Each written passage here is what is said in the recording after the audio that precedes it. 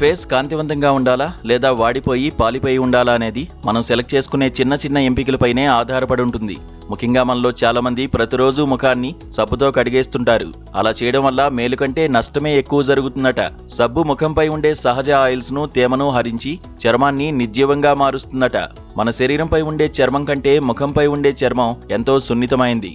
ముఖంపై ఉండే చర్మం చాలా మృదువుగా సుకుమారంగా ఉంటుంది. అంతటి సుకుమారంగా ఉండే ముఖాన్ని సబ్బుతో కడగడం అంటే పట్టు వస్త్రాన్ని గట్టి ముళ్ళు ఉండే బ్రష్తో బరబరా శుభ్రం చేసినట్లే అవుతుంది. సబ్బు, ఫేస్ వాష్ రెండూ చర్మాన్ని శుభ్రపరచుకోవడానికి ఉపయోగించేవే అయినప్పటికీ రెండూ ఒకటి కావు. సాధారణంగా సబ్బు శరీరం కోసం తయారు చేయబడుతుంది.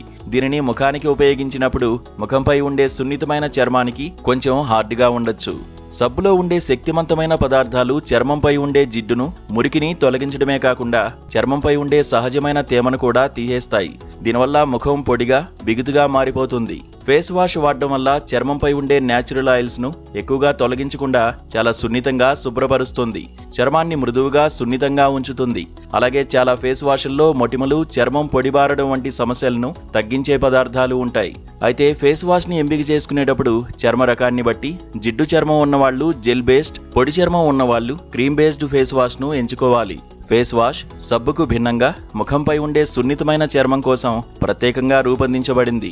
ఇది చర్మంపై ఉండే సహజమైన ఆయిల్స్ ను మరీ ఎక్కువగా తొలగించకుండా చాలా మృదువుగా, సున్నితంగా శుభ్రపరుస్తుంది. మంచి ఫేస్ వాష్ ముఖంపై మురికిని, చెమటను, కాలుష్యాన్ని తొలగిస్తూనే స్కిన్ ను చాలా మృదువుగా ఉంచుతుంది. ఫేస్ వాష్ ని ఎంపిక చేసుకునేటప్పుడు కొన్ని జాగ్రత్తలు వహించాలి. జిడ్డు చర్మం ఉన్నవాళ్లు జెల్ బేస్డ్ ఫేస్ వాష్ ను ఎంపిక చేసుకోవాలి. అలాగే పొడి చర్మం ఉన్నవాళ్లు క్రీమ్ బేస్డ్ ఫేస్ వాష్ ను ఎంపిక చేసుకోవాలి. అంతేకాకుండా మీ చర్మానికి సరిపడే సరైన ఫేస్ వాష్ తో రోజుకు 2 సార్లు ముఖాన్ని కడుక్కోవడం వల్ల చర్మం ఆకృతి మెరుగుపడుతుంది.